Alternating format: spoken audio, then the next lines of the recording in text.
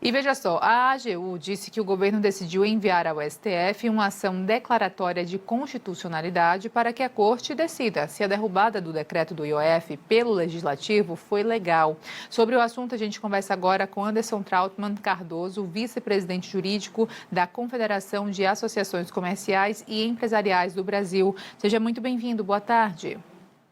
Boa tarde, Leine. Boa tarde a todos que assistem à Band News agora nessa tarde. Obrigada por nos atender. Anderson, qual a análise e o acompanhamento que a CACB tem feito sobre esse tema? Leine, a CACB vem há muito acompanhando essa insegurança jurídica que nós estamos tendo para o empreendedorismo no Brasil. Então, a CACB tem trabalhado fortemente já em temas como reforma tributária, reforma administrativa, pleitos para trazer uma estabilidade maior e segurança para o investidor no nosso país. A questão do IOF é mais um exemplo de como é difícil, num ambiente instável, termos, de fato, a segurança necessária para que tenhamos desenvolvimento econômico no Brasil. Então, entendemos que o governo federal, quando se utiliza de uma ferramenta que é extraordinária, né, que é o decreto para majoração de uma alíquota que é permitida pela Constituição Federal, que é a alíquota do IOF, uma das exceções constitucionais que permite, então, ao Executivo a modificação de alíquotas, justamente pelo seu caráter aqui extrafiscal, regulatório, portanto, assim como ocorre com o imposto de importação, o imposto de exportação, que o Executivo tem que ter ferramentas para o enfrentamento dessa questão não arrecadatória, portanto, extrafiscal, regulatória, uma medida que tem à sua disposição para esse enfrentamento de modificações no ambiente econômico que justifiquem essa modificação. Não nos parece que é o que ocorreu no presente caso, ao contrário, né? Temos flagrantemente exposto pelo próprio governo que o objetivo aqui é aumentar a arrecadação e fazer frente, então, ao déficit fiscal. Portanto, na nossa ótica, não é o instrumento adequado, nem condiz com o ditame constitucional e, portanto, entendemos que o legislativo nesse caminho andou bem ao tratar desta forma esse aumento de alíquotas do IOF por intermédio de um decreto legislativo, né? O decreto legislativo que sustou os efeitos do decreto do Executivo. Levar essa discussão ainda ao judiciário traz mais insegurança para o ambiente empresarial, na medida em que, notoriamente, teremos postergações de discussões, não será, mesmo que tenhamos uma liminar rapidamente deferida pelo STF, Supremo Tribunal Federal, ainda penderá a discussão até o final da tramitação das ações diretas de inconstitucionalidade, né? Temos uma já do PL proposta justamente pela utilização desse mecanismo do decreto, então pretendendo inconstitucionar o decreto que elevou a alíquota, mais a ação do PSOL, que propunha então uma inconstitucionalidade do decreto legislativo, e agora uma segunda ação direta de inconstitucionalidade proposta pelo Executivo. Vejam o contexto que estamos trazendo para o ambiente econômico brasileiro, né? Obviamente, todas essas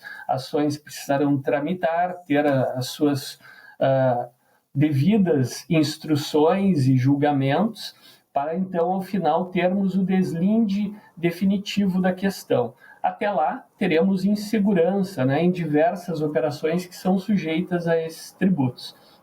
Então, na nossa ótica, primeiro, não deveria ter sido utilizado esse mecanismo, o aumento do IOF, que mais uma vez é uma exceção, a elevação de alíquotas por meio de decretos, e entendemos que, uma vez sustado esses efeitos pelo PDL, que foi aprovado pelo Congresso Nacional, deveria haver um entendimento político para a solução da questão e não levar a discussão ao judiciário, trazendo mais insegurança ainda para o ambiente empresarial do nosso país.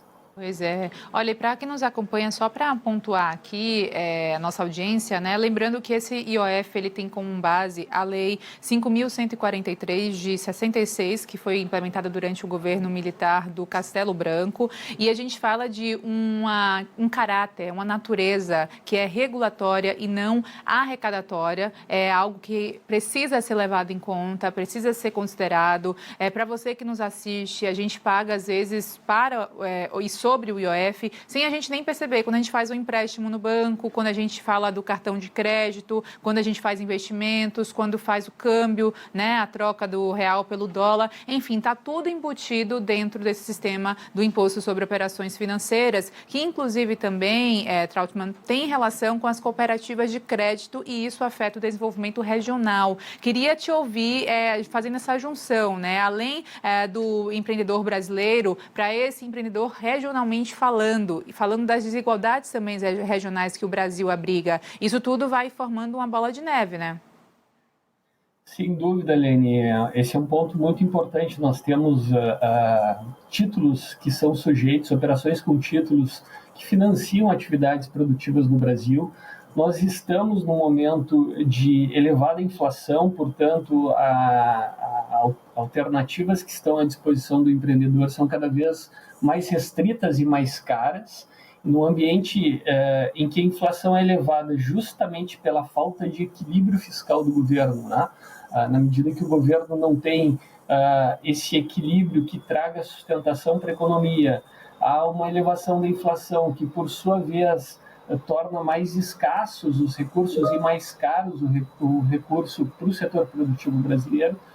Essas medidas se tornam ainda mais danosas, né? Então, encarecendo LCIs, LCAs, a própria operações com títulos que propiciam uma maior disponibilidade de caixa para esses setores, como o agronegócio, que você bem citou, além do próprio pequenos e médios empreendedores que já têm uma necessidade grande de recursos e uma oferta cada vez mais restrita e mais cara. Então, na medida em que estas operações ainda são oneradas adicionalmente com o aumento desse tributo, que é o IOF, que, mais uma vez, tem um caráter regulatório, cuja atribuição ao executivo é dada como exceção na modificação de alíquotas, todo esse contexto nos causa muita perplexidade. Na nossa ótica, e nós lançamos pela CACB o gastômetro, nós temos que olhar com mais cuidado, com mais zelo, justamente para as contas públicas, para conseguirmos o equilíbrio fiscal, para podermos, com isso, reduzir naturalmente a inflação e, portanto, também a taxa de juros. Esse é um movimento que, na ótica da CACB, nós temos que buscar, ou seja, o equilíbrio fiscal e a segurança jurídica, Lene. Esse é um ponto muito relevante para nós na CACB e sabemos que empreendimentos, investimentos dependem de segurança jurídica. Esse ambiente tumultuado, com idas e vindas, por mais que se defina em favor de A ou B, mais uma vez, nós temos 3 ações tramitando no Supremo Tribunal Federal. Vejam a complexidade, o tempo que teremos até o julgamento definitivo. Tudo isso, nesse interregno, nós teremos cobrança, aqueles que pagaram, aqueles que deixaram de pagar. Enfim, teremos uma insegurança aqui para o investidor, para essas operações que você bem referiu, para operações em setores estratégicos para o Brasil, como é o caso do agronegócio, nesse período, sem que tenhamos já uma definição prévia. Então, na nossa ótica, mais uma vez, de uma forma muito sintética aqui para todos que nos acompanham na Band News nessa tarde, primeiro, entendemos que o caminho seria o caminho do equilíbrio fiscal.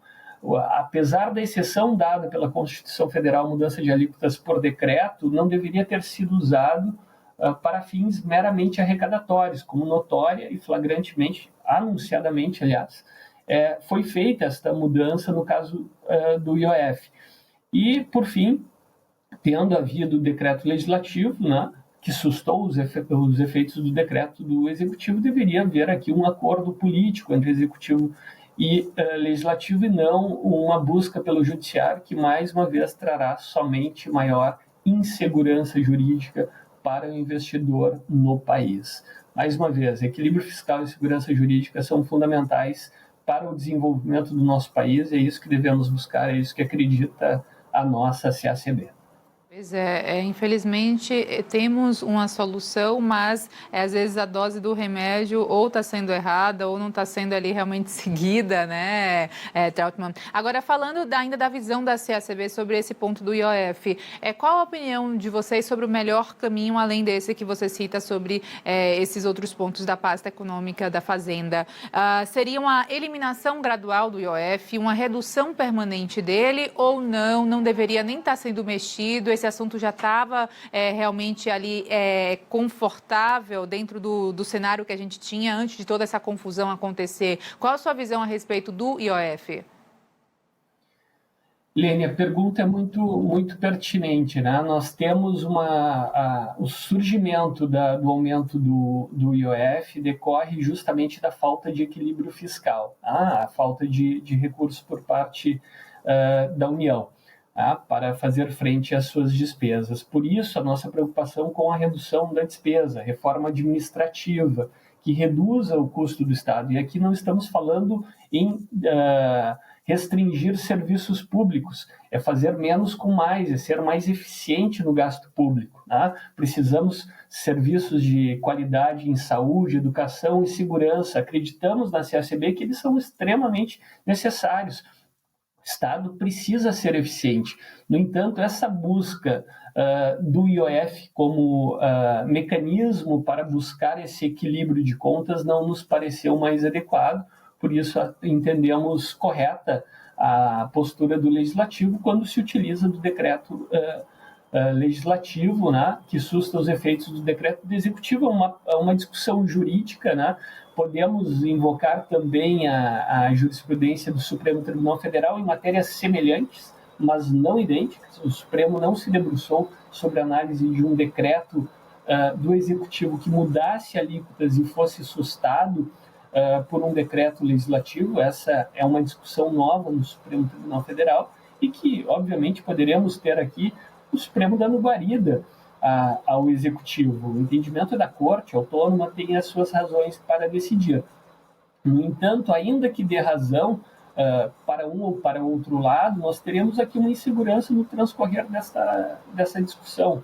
Por isso, entendemos que o melhor seria ter havido um acordo aqui para se chegar a uma solução política e não uma solução nos tribunais, porque aí quem paga a conta no decorrer de toda essa discussão é o empreendedor e no final das contas quem arca com esse custo é a sociedade brasileira. Então, mais uma vez, entendemos que reforma administrativa é fundamental justamente para que haja um equilíbrio, não haja necessidade de trazer questões como essa, né? Busca de novos recursos em diferentes frentes, muitas vezes violando limites constitucionais e que acabem gerando discussão no nosso judiciário.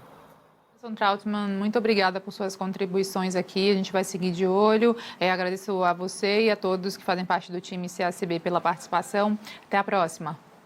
Obrigado a você, Helene, obrigado a todos que nos acompanharam. Uma grande honra, um grande prazer sempre estar com vocês. Até a próxima.